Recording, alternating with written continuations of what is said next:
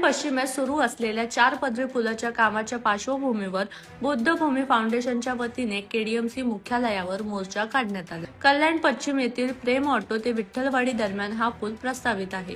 या कामादरम्यान बालधनी परिसरातील अडथळे हटवण्याची कारवाई महापालिकेकडून करण्यात आली होती। मात्र या कारवाईत महापालिका प्रशासनाकडून निष्काळजीपणा झाल्याचा गंभीर आरोप बौद्धभूमी फाउंडेशनकडून करण्यात आला आहे।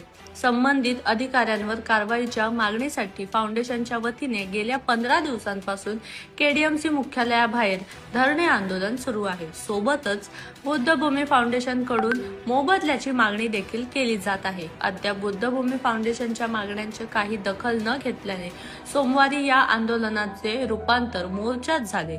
यावेळी फाउंडेशनच्या भत्तेजींनी प्रशासनावर नाराजी व्यक्त करत संबंधित अधिकाऱ्यांचे निलंबन करण्याची मागणी केली आहे। तसेच खासदार श्रीकांत शिंदे यांच्यावरही गंभीर आरोप करत त्यांच्या राजीनाम्याची मागणी मोर्चा दरम्यान करण्यात आली आहे। या संपूर्ण प्रकरणावर अद्याप शिवसेना किंवा कल्याण डोंबिवली महानगरपालिकेकडून अधिकृत प्रक्रिया आलेली नाही। आता 1 महिना होऊन सुद्धा या कल्याण शहरामध्ये खासदार श्रीकांत शिंदे यांनी बौद्ध समाज भिक्खू संघ बुद्धभूमीला वेठीस धरून बेकायदेशीरित्या उड्डाणपुलाच्या नावाखाली त्यांचा जो मेहुणा आहे अभिषेक थोरवे त्यांना आर्थिक लाभ करून देण्यासाठी बुद्धभूमीला द्विखंडित करून बेकायदेशीरित्या बुद्धमूर्ती हटवून स्तूप आणि झाडांची कत्तली करून या ठिकाणी बौद्ध समाज भिक्खू संघाला आंदोलन उपोषण मोर्चेसाठी भाग पाडलेला आहे। आणि महिना होऊन सुद्धा ना श्रीकांत शिंदे आले ना शासनाकडून कोणी प्रतिनिधी येऊन तपशील घेतलेले आहेत बौद्ध भिक्खू संघांसोबत काय अन्याय झालेला आहे आणि कशा प्रकारे आम्हाला न्याय पाहिजे।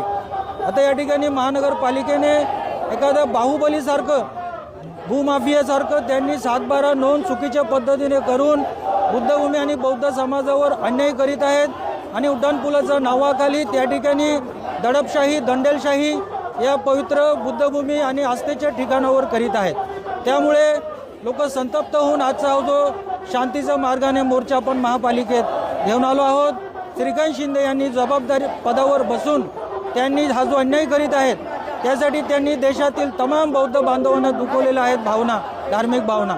त्यामुळे त्यांनी जाहीर माफीनामा देऊन खासदारकीचे राजीनामा द्यावेत आणि जो आयुक्त अभिनव गोयल, उपायुक्त प्रसाद बोरकर त्यांचे तात्काळ निलंबन व्हायला पाहिजे।